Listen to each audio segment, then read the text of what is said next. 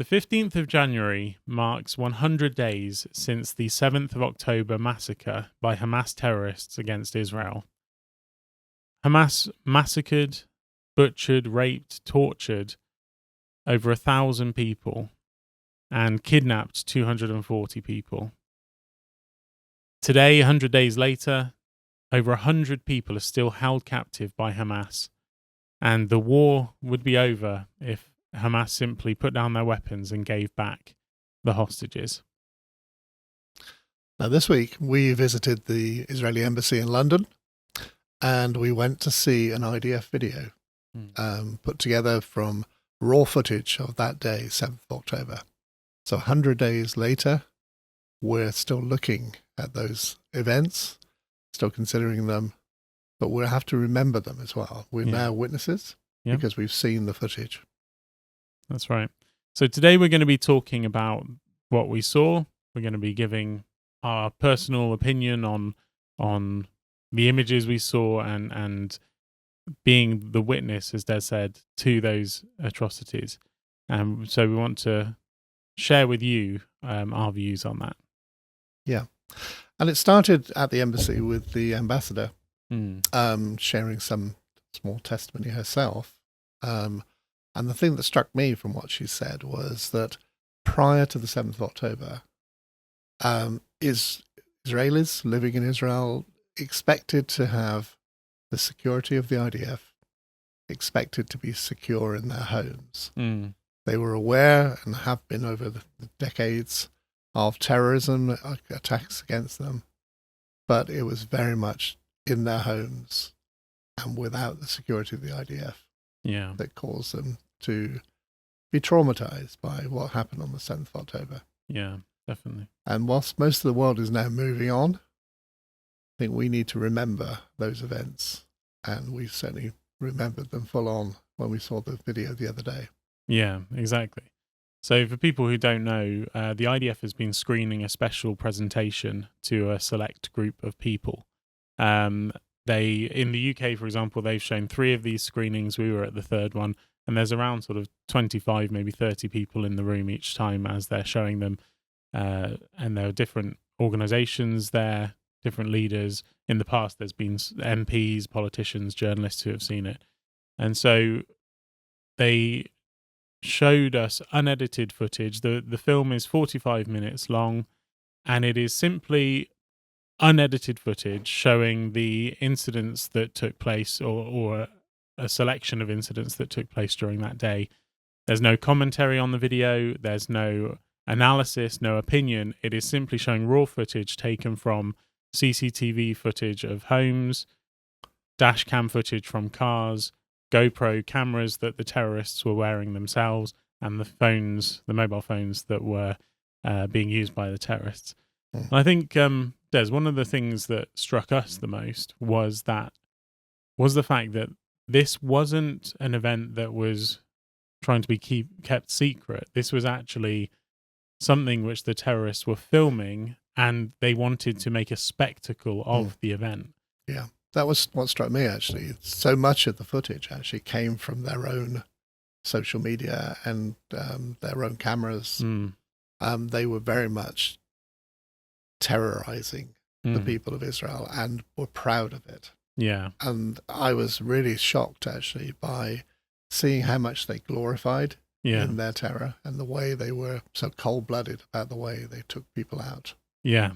And that joy, that jubilation, there was, phone calls between terrorists and their family back in Gaza where they're phoning them saying, I've killed 10 people. That jubilation that was there. One thing that struck me quite a lot, actually, was one of the videos we saw was a terrorist. I'll try not to be too graphic, but just to warn people, we are going to be talking about some very uncomfortable and, some people may not like what we're talking about here. But there was one of the victims, an Israeli victim, who was clearly in his pajamas on the floor. He was at the end of his life or just had been killed, but the terrorist stood over his body with a machine gun. And he was saying to the guy filming, like, make sure you get a good shot. And as he then unloaded a clip of bullets into the victim's head, he then said to the person, "Oh, you didn't get it right. We need to shoot it again." And it was that kind of thing to me, which was like, it wasn't just the filming of it. It was like they wanted to get a good shot. And, you know, we've all taken selfies and we've said, "Oh, it's not good, do it again," that kind of thing. But this was with someone trying to get a good shot as he was literally murdering someone. I know. And it was that kind of it actually brought back the realism to it, that it brought back the humanity in a way. I'll try and phrase this correctly, but it reminded you that this wasn't this was a human being who was carrying out this, and he was still looking at his own sort of image sort of thing as he carried out, you know what I'm saying? He wanted his best image sort of thing to be shown. But also, obviously, because he would be viewed as a hero amongst his own people. Mm-hmm. And to a certain extent, that's why I'm concerned about this general phrase about innocent Palestinians. Some of the footage we saw was some of the hostages being taken back into Israel as captives. Into Gaza. So from Israel into Gaza. Yeah. And the Palestinian people were out on the streets jubilant. And not just jubilant, but they were literally attacking the hostages, beating them. And so there was a lot of that. There was a lot of jubilation in the terror of what they had done. And that was shocking to me, because what it highlights is that over the years, younger Palestinians have been so indoctrinated in their hatred towards Israel that they saw killing innocent Israelis as something to be glorified in. Yeah. And that's the challenge, I think, for the international community. The international community is talking about two-state solution and peaceful negotiations with the Palestinians. But the Palestinians have been indoctrinated into this idea that killing Jews is acceptable and to be glorified. I know. It's really sad, because the thing is, there are innocent civilians, obviously, there are innocent people within Gaza. But the problem is, because Hamas has been in control for so long and they have been brainwashing children. I mean, we've all seen videos of, you know, children having, at school, having, instead of a school play or a nativity play or anything like that, they're actually dressed as soldiers murdering Jews. You know, it's like they're being indoctrinated into that. And, you know, there is obviously the religious element to it. Personally, I think, you know, when we saw what was happening, I think there's no denying from a Christian perspective, you can see that there is demonic activity at work in a very brutal and this surpasses normal hatred of this is ruthless violence. Ruthless violence. I mean, some of the clips, for example, I don't even remember that clip where there was the female soldiers who were hiding under the desk, and I think there's 4 of them, but they could only see 2. They were trying to shine a light, and they were shooting, and they were literally like, "Oh, one of them's still breathing, shoot her!" Like, and they were just there was no way those women were escaping. There was nothing they could do, and also it was like there was like no compassion or anything, and it took a long time for them to actually end up killing all of them, or finishing the job. Right. And it was just, you could just see they were not treating them as humans anymore. No, the terrorists were treating them as. To clarify that situation as well, these were yes, they were IDF females. But they were unarmed. They were in their sort of dormitory or whatever it was, the building they were in. And they had, they weren't in uniform or anything. No, the terrorists had broken in Yeah. And we're just killing them. Yeah. You know, they had no chance. No chance at all. And this is the thing. I mean, the clips we saw, it was showing everyone from, you know, civilians in their homes, you know, literally jumping out of bed as they heard gunshots. You know, families, there were soldiers, there was people driving along the street, like families coming back from shopping trip or whatever the situation was. It was so many different scenarios like that. And every single time the terrorists just took them out. Yeah. And it was a brutal, bloody massacre. And it was also in their kibbutz. And one of the representatives at the embassy mentioned that it was the first time she'd seen the video clips. And it highlighted to her, because she had sort of grown up with her grandparents in a kibbutz. So, the initial pictures of the kibbutz were typical peaceful Israel. Anyone who's been to Israel on a tour will know about these type of areas, and they're really well looked after. The Jewish people love their homes, love their communities, and they were peaceful communities, but unfortunately on the border with Gaza. Yeah. And although that was an international border secured by a fence separating the two, it wasn't enough to stop the Hamas terrorists breaking through. Yeah. And mutilating and killing those innocent people. Yeah. And I think the message that she was trying to get across there was that the reason why that's so impactful is because lots of Israelis grow up on kibbutz. Yeah. The buildings and things look the same wherever you are in Israel. All the kibbutzes look the same kind of thing. And she was saying, actually, that's why it's so traumatic, because everyone could see it and imagine it was their family because it was so similar. It'd be like a village here in the UK or a town in the UK or something, and seeing, a lot of high streets look similar kind of thing. It would be similar to us witnessing a massacre in a town in the UK and actually being able to associate with it because it looks so similar. That kind of does that make that's right. sense? Yes, exactly. Israelis will relate to that situation far more than maybe we would because of the type of buildings they are. Yeah.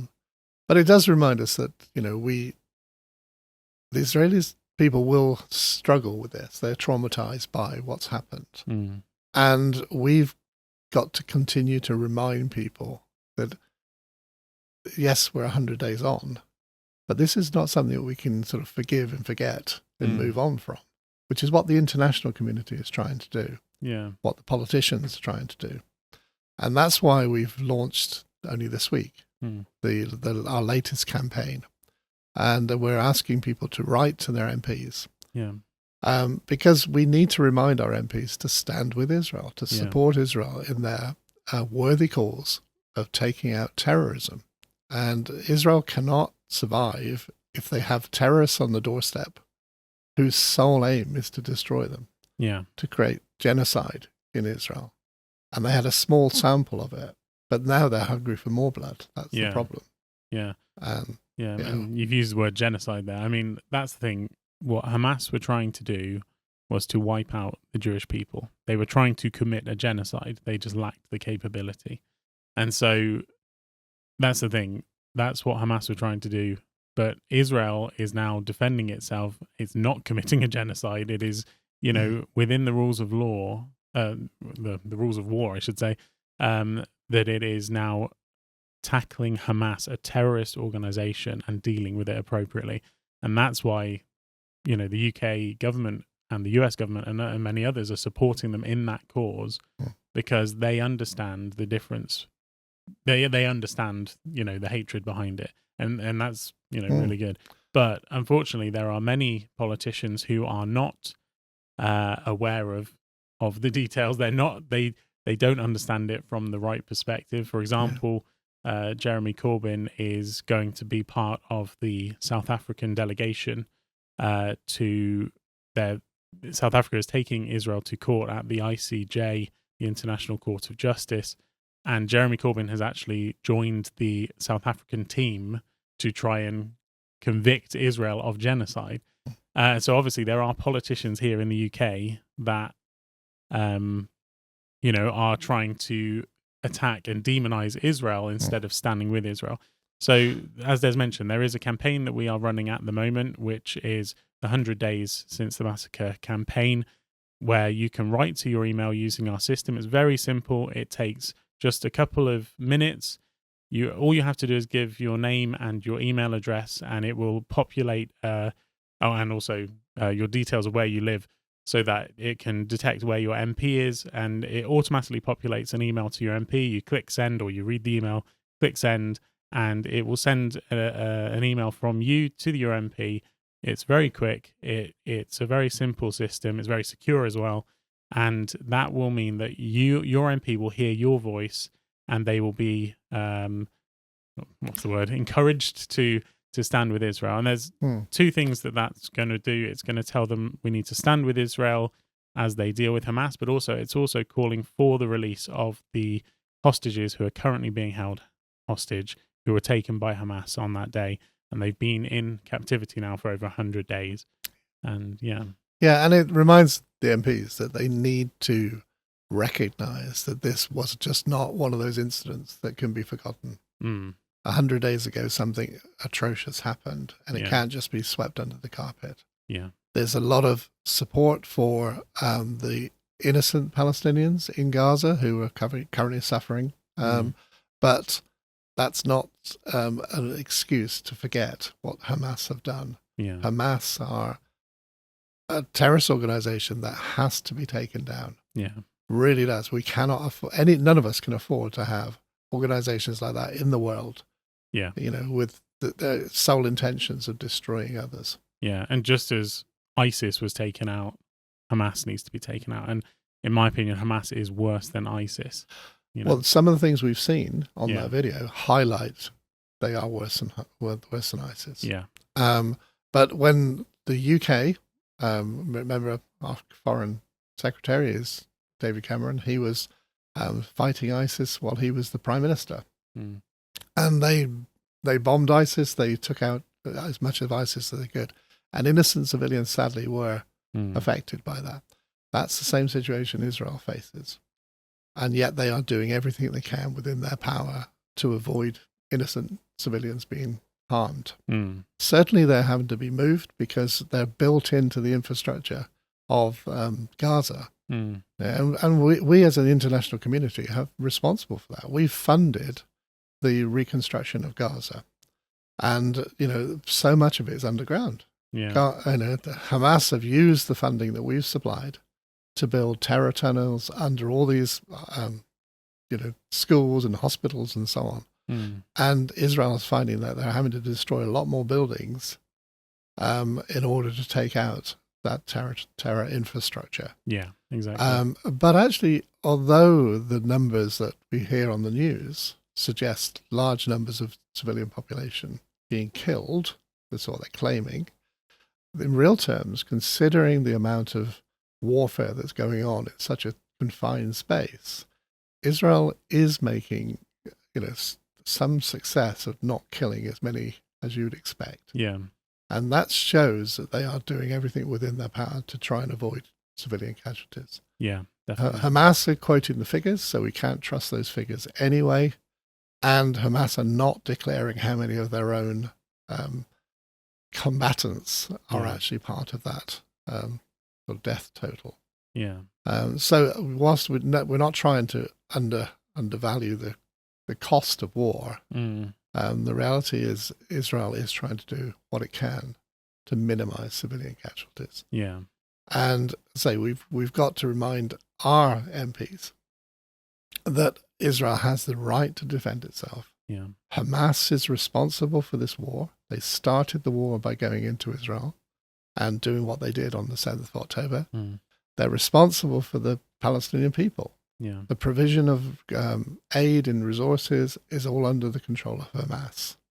And they, of course, keep so much for themselves and their people suffer. And then Israel gets blamed.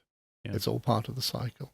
And obviously we understand from a spiritual perspective as Christians that the reason why the world is still attacking Israel when Hamas are the problem is because they are blinded. There are a lot of people who are blinded to the truth. They're blinded to reality. And unfortunately there is this anti-Semitic hatred of Israel and the Jewish people which wants to see them wiped out. And it is a spiritual battle we're in, which is why we have to we have to recognize the good versus the evil. And Hamas is evil. It's as simple as that. And we need to take them out. We would do the same if we were fighting against them. If they were on our doorstep, so to speak, we would have to do the same. We'd have no choice. It's either us or them. And that's what happened in the Second World War. Innocent Germans were killed along with the Nazis. So it's a sad situation, but Hamas started it, Hamas activated it, and Hamas would continue it and are continuing, actually. We don't hear about the rocket attacks. We don't hear about the displaced Israelis on the media. We only hear about the displaced Palestinians. But it was caused by Hamas. Hamas is to blame. Yeah. Hamas is responsible for their own people. Yeah. And what we saw at the embassy was, it just highlighted that, didn't it? Yeah. I mean, what we saw was, I mean, when we spoke about going, there was no way I really wanted to go and see it. I don't tend to watch horror movies and things like that. This was far worse than that. Yeah. And it wasn't something I was looking forward to, but it was something I felt I needed to see purely as a witness. Yeah. And to be declared.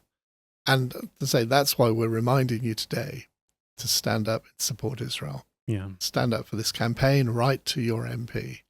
It's important. Your voice counts. Yeah.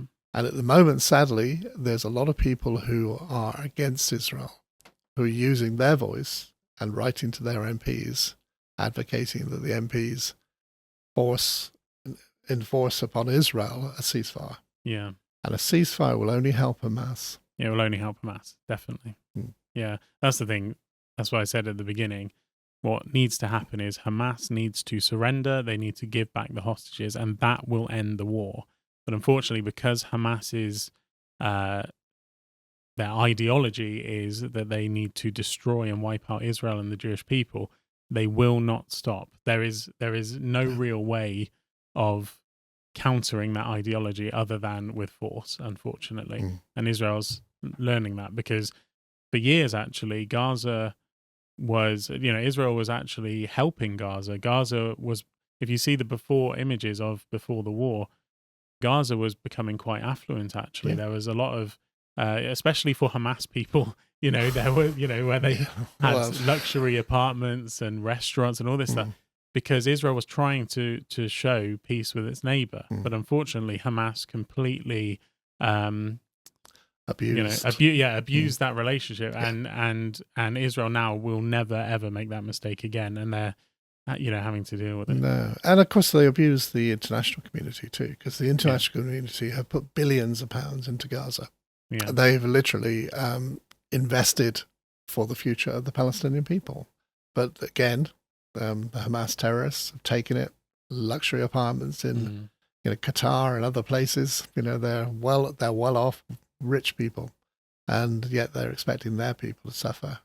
Yeah, and they're willing to sacrifice their people for the cause, which is sad.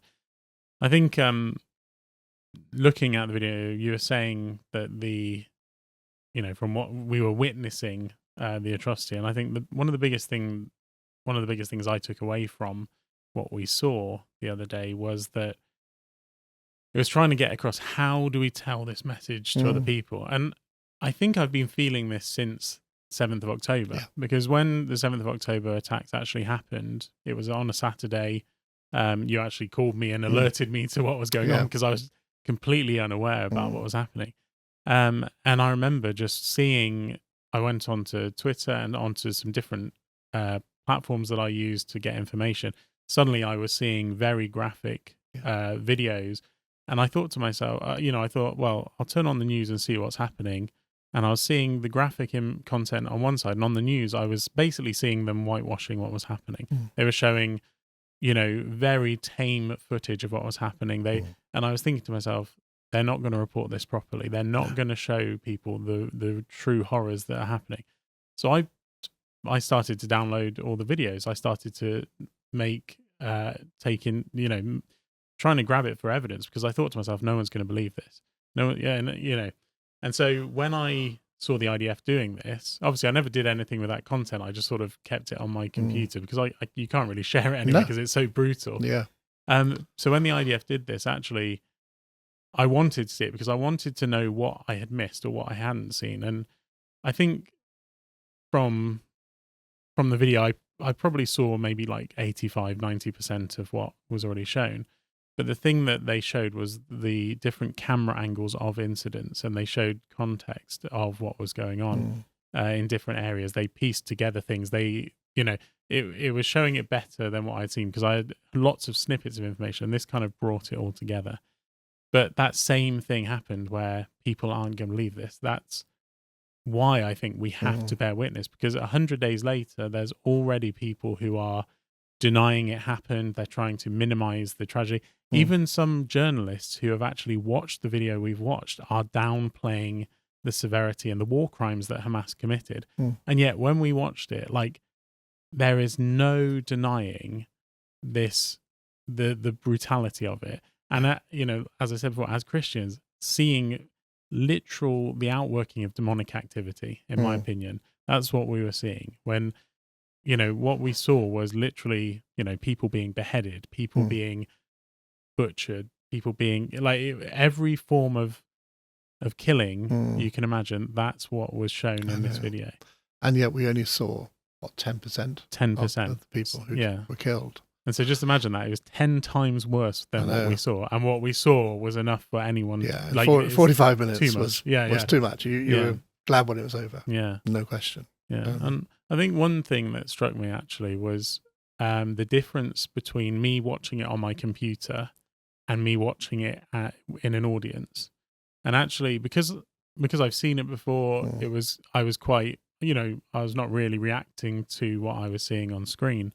But actually around us, I could hear people sobbing, people looking away, people gasping, that sort of thing when they saw different things happen. And actually hearing the reactions. And there were some people in the room who clearly were probably maybe not even sort of ready for what they were about to see, that kind of thing. I mean, it really brought home that, like, what we were seeing was really horrific. And even though, for example, like me and you have seen some more stuff than most people have, it really is just horrific, isn't it? Oh, it is. And it needs to be kept front and center. Yeah. We have to keep reminding people, take them back to the Hamas atrocities, because it's so easy to look at what's happening today in Gaza and have sympathy for the Palestinian people. We certainly do. Yeah. But you cannot forget what started this. Yeah.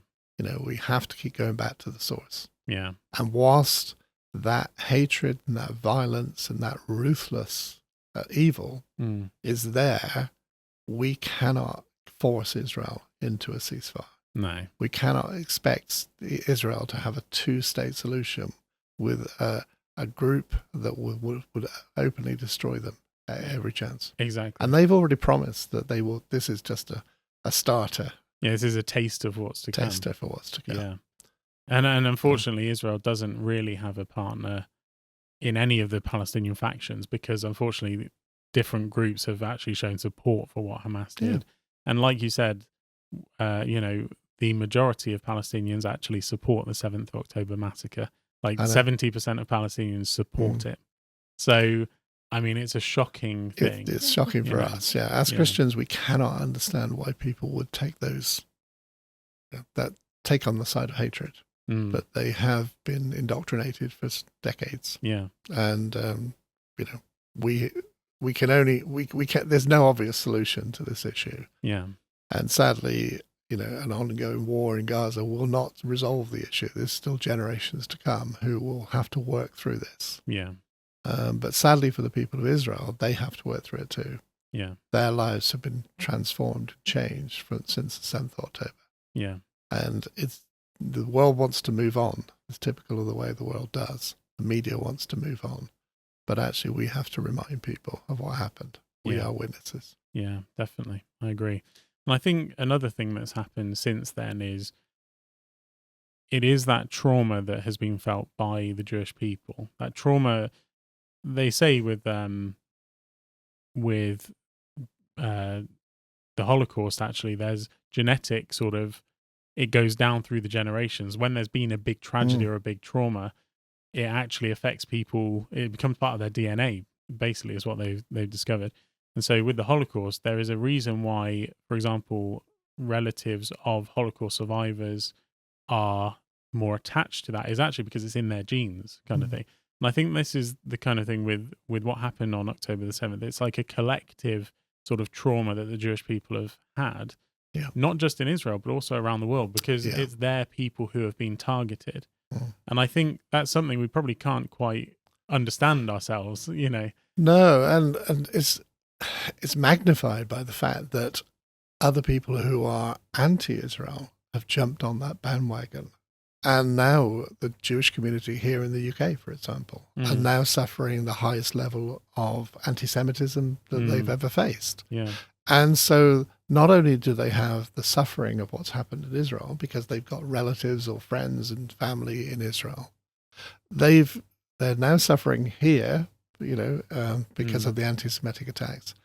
And the media and even the international community seem to be against them. And so it's a traumatizing situation for the Jewish community worldwide. Yeah. And we need to stand with our Jewish brothers and sisters. They need our support. As Christians, we need to stand with them more than ever. Yeah, definitely. And part of that is to stand up for them, to speak out for them, and to send those emails to our MPs. Yeah, definitely.